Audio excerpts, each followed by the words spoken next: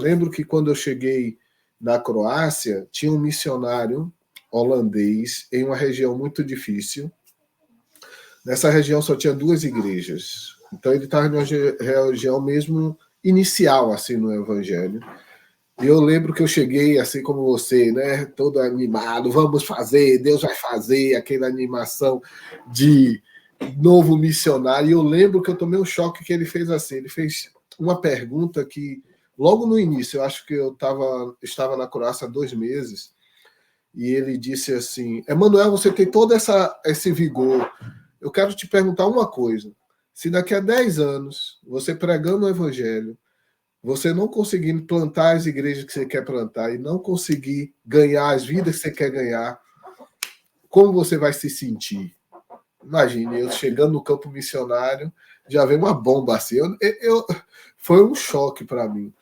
E eu lembro que eu pensei rapidamente e eu disse algo que, na verdade, eu não sabia o que eu estava dizendo. Foi revelação na hora. Assim. Porque eu nunca tinha pensado sobre isso. Né? Qual é a hipótese disso acontecer, de não acontecer o que Deus mandou eu fazer? Então, assim, mas na hora, eu, como revelação, que eu nunca tinha pensado, como eu disse, veio uma seguinte explicação.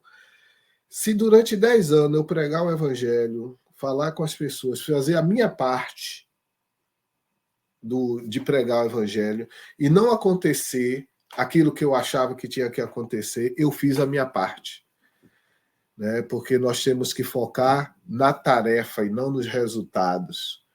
Né? Então, foi muito interessante isso, porque quando eu cheguei na Croácia foi interessante. A primeira palavra croata que eu aprendi foi a palavra teško, que significa difícil. Então, por que eu aprendi essa palavra? Porque assim, toda a frase tinha essa palavra. Falava assim, não, porque Jesus é bom, teško, e aí depois terminava a frase, difícil. Então, foi uma frase tão marcante para mim na Croácia, que uma palavra, que a primeira pregação que eu fiz em croata foi contra a palavra difícil.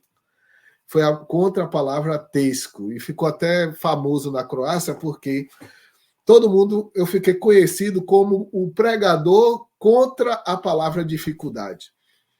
Porque lá, eu não sei, vocês já foram na Inglaterra e tem uma rede de supermercado lá chamado Tesco, né? E interessante que eu cheguei na Croácia, pouco tempo depois eu fui na Inglaterra e estou lá passando, tem lá a palavra Tesco, eu digo, até aqui essa palavra me persegue. Então, assim, e eu tive que lutar mesmo contra esse pessimismo, né? Então, o que a sua contribuição nisso é muito interessante, porque até no Brasil o pessoal fica dizendo que eu fico com a raiva santa das pessoas que dizem, na Europa as igrejas estão fechando, na Europa não acontece nada, nós temos que ir para a Europa, como se Deus não estivesse trabalhando.